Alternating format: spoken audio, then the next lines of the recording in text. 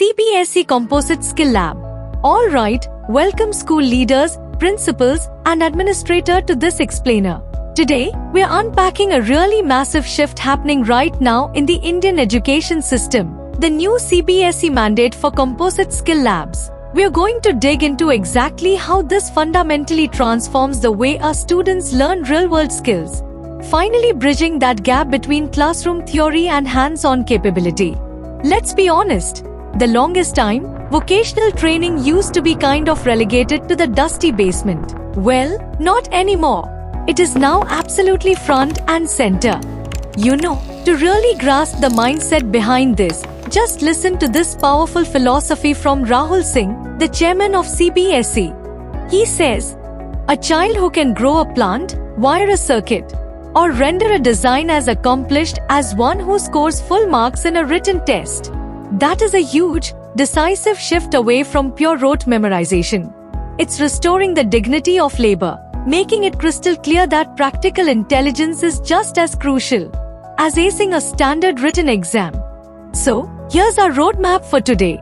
We will cover: first, the skilling vision. Second, what exactly is a skill lab? Third, the 3 forms of work. Fourth, steps to set up your lab. And finally, fifth, designing an inspiring space. Let's jump right in. Section 1, the skilling vision. Why are we doing this? Let's look at the core NEP, National Education Policy, and NCF, National Curriculum Framework. Goals driving this whole initiative. 110. I really want you to anchor on this metric right here. Under these new guidelines, your school needs to carve out exactly 110 hours every single academic year for skill education for grades 6 to 10. We're talking about something that is no longer just an extracurricular afterthought or a rainy day activity. It's a core, mandatory pillar of your entire academic timetable. And the sheer scale of the NEP 2020 ambition here is just striking. By the year 2025, 50% of all school learners need to have meaningful exposure to vocational education. We are literally tearing down those old social stigmas and those hard walls that used to separate the vocational kids from academic stream. It's all about creating this holistic, interdisciplinary learning environment that genuinely instills a respect for the dignity of labor. Section 2. What is a skill lab? Let's clearly define what this space actually is. This brings us to the Composite Skill Lab, or CSL. Now, if you're an administrator sitting there worrying about real estate and tight budgets, take a breath, because this definition is honestly fantastic news. A CSL means your school can use just one modular space to teach multiple sectors. You don't need to build a separate room for agriculture, another for electronics, and a third for apparel. It's one single, highly flexible environment, the whole everything in one room. And when you look at the comprehensive framework we are dealing with, you'll see it shows the lab is much more than just a room with tools. It's a fully interconnected ecosystem. To make it work, it requires strict safety standards, integrated tech and AI, smart design, total alignment with NCF policies.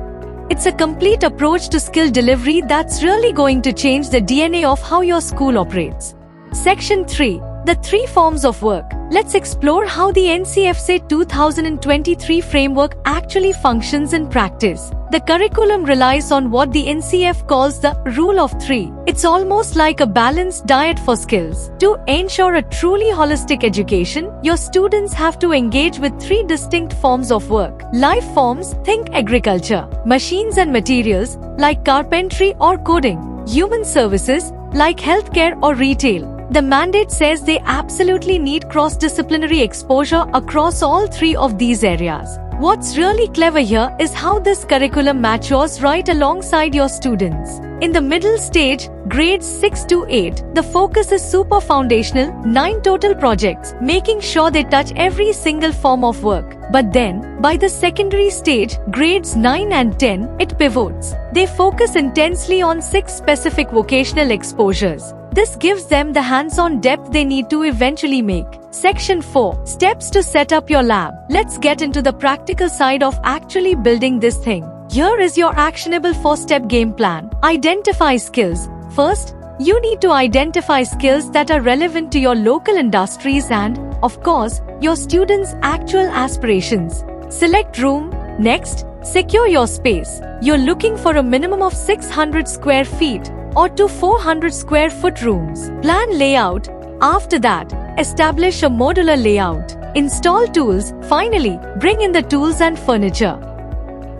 Lab prerequisites. Let's look a little closer at those specific room requirements. The infrastructure prerequisites are incredibly specific here. Aside from making sure you have 15 amp electrical wiring, pay very close attention to the flooring. You need concrete or heavy-duty rubber mats. Please avoid brittle vitrified tiles at all costs, because the minute a student drops a heavy wrench or a motor, those tiles are going to absolutely shatter. Also, make sure you reserve at least 2 clear walls exclusively for pegboards. Let's visualize how this translates into a 2D floor plan for a tighter 400 square foot room. Notice the spatial efficiency going on here. We have movable, modular workbenches right in the center for ultimate flexibility. Around the perimeter, clear zones are set up. You've got a safety corner, wall-mounted toolkits, and a teacher's presentation zone. It's compact for sure, but it is highly functional. And when we pop this into a 3D model, the workflow really comes alive. The modular workbenches let students collaborate comfortably in the center, while all those tools are kept safely out of the way on the pegboards. Honestly, this modularity is your secret weapon. It future-proofs your lab. As the skill subjects you offer evolve over the next 10 years, this room can adapt instantly without needing some massive, expensive renovation.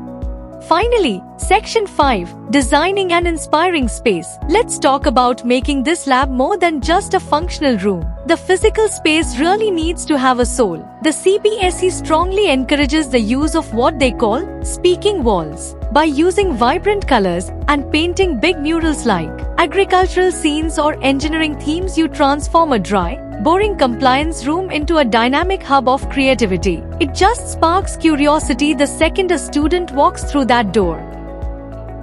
Conclusion. And that brings us to the end of our explainer. But I want to leave you with this absolutely crucial question to mull over. What locally relevant skills will your school choose to champion? The policy, the floor plans, the mandate, they are all in your hands now. Will your lab train the next great agricultural innovator, or maybe spark a lifelong passion in robotics? The choice is entirely yours. Thank you so much for joining me, and I honestly can't wait to see the incredible futures you build within these spaces. What specific skill sets are you thinking of prioritizing first?